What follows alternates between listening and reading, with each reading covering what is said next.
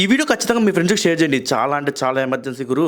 కొన్ని గంటల క్రితమే ఖత్తర్ మీద ఇరాన్ దాడి చేసింది. దేని మీద దాడి చేసింది? గ్యాస్ ఉత్పత్తి చేసే దాని మీద. రాస్ లెఫెన్ గ్యాస్ ఉత్పత్తి చేసే దాని మీద దాడి చేసింది. ప్రపంచం మొత్తంలో 30% గ్యాస్ ఉత్పత్తి అక్కడే జరుగుతుంది. ప్రపంచం మొత్తానికి 40-50% గ్యాస్ అక్కడి నుంచే సరఫరా అవుతుంది. ఇప్పుడు చెప్పండి, ఫస్ట్ నేను చెప్పింది నిజమా కదా అనేది. నేను ఎందుకు షేర్ చేయమన్నానంటే దీనికోసం. ఈ వీడియో మొత్తం చూస్తే నీకు అర్థమయ్యేది ఏంటంటే, ఇప్పుడు మనం ఏం చేయాలి? ఇప్పుడు మనకి ఒక 4 రోజులు ట్రాన్స్పోర్ట్ ఆగిపోతేనే మనం బయట షాపులు లేవు, హోటళ్ళు లేవు, ఏమీ లేవు. గ్యాస్కి ఇబ్బంది పడుతున్నాం. 40% రేటు పెంచారు. ఇప్పుడు ఎలా? ఇప్పుడు 40-60%, 80% రేటు కూడా పెరుగుతుంది. ఫర్ ఎగ్జాంపుల్ గ్యాస్ సిలిండర్ 900 అయితే రేపు 1800 అవ్వచ్చు. ఖచ్చితంగా అయితే, ఎందుకంటే మనం ఉత్పత్తి అవుతుంది అక్కడి నుంచే కదా. 30% గ్యాస్ ఉత్పత్తి ఖతర్ నుంచి అవుతుంది. గ్యాస్ ఉత్పత్తులు కొనేవాళ్ళు మన ఇండియా ఎక్కువ. ఇరాన్ ఇంకెన్ని చేస్తుందో నాకు తెలియదు. కానీ సౌదీ దేశాల మీద, ఈ గల్ఫ్ దేశాల మీద మాత్రం దాడి చేయడం ఆపట్లేదు ఇరాన్.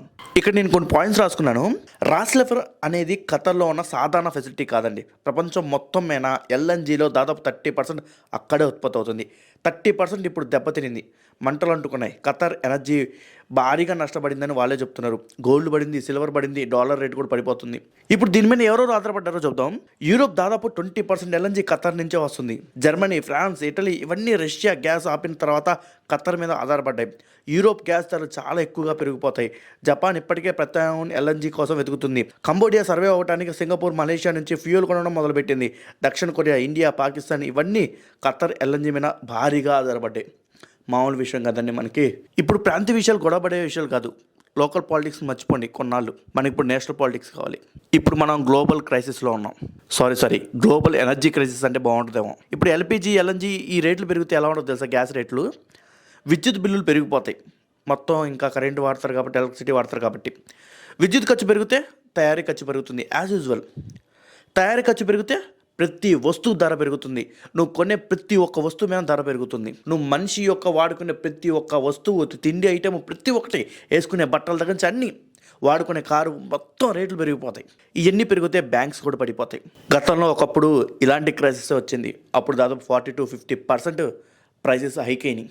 చాలామంది ఏమనుకుంటారు, జాబ్స్ పోవనుకుంటారు. ఇవన్నీ వస్తే జాబ్స్ కూడా పోతాయి. అన్ని ఇంటర్లింక్డ్ అండి. మనం బతికేదే చైన్ సిస్టమేనా, ఇది ఎవరు ఒప్పుకోరు, కానీ ఒప్పుకొని తీరాల్సిన విషయం ఇది. సో ఇప్పుడు మనం దేని మీద ఇన్వెస్ట్ చేయాలి? ఎవరికి అర్థం కావట్లేదు దేని మీద ఇన్వెస్ట్ చేయాలి ఇప్పుడు. సో దయచేసి లిక్విడ్ క్యాష్ చేతిలో ఉంచుకోండి. వంటని తగ్గించుకోండి గ్యాస్ ద్వారా ఉండటం. ఎలక్ట్రికల్ వాడండి చిన్నగా. ఎందుకంటే ఇండియాలో ప్రస్తుతం ఉన్న ప్రాబ్లమ్స్ చెప్తున్నా. ప్రస్తుతం ఉన్న ప్రాబ్లమ్స్ సాల్వ్ చేసుకోవాలంటే, గ్యాస్ కొరతను తగ్గించుకోవాలంటే, అంటే గ్యాస్ మీద పడి ఆడవకండి. కొంచెం ఎలక్ట్రికల్ కూడా వాడండి. కొంచెం కరెంట్ బిల్ పెరిగినా పర్వాలేదు. బంగారం మీద ఇన్వెస్ట్ చేయొద్దు, సిల్వర్ మీద ఇన్వెస్ట్ చేయొద్దు, డాలర్ మీద ఇన్వెస్ట్ చేయొద్దు. మీకు కుదిరితే స్థలం మీద ఇన్వెస్ట్ చేసుకోండి. ఇప్పుడు స్థలం పెరగాలన్నా సరే మన దగ్గర డబ్బులు ఉండాలి కదా, మనం బతకాలి కదా. ముందు అసలు మనం సెట్ అయిన అవ్వాలి కదా. ఏం చేయాలి ఎవరికి అర్థం కావట్లా. మనిషి ఇలా నించుండిపోయాడు, ఏం చేయాలి అర్థం కాక. అది కూడా మధ్యతరగతిలేండి. ఇక మాట్లాడుకుంటూ పోతే చాలా పెద్ద వీడియో అయింది. వీడియోపై మీ అభిప్రాయం కామెంట్ బాక్స్లో కామెంట్ చేయండి. మళ్ళీ కలుద్దాం వేరే వీడియోలో.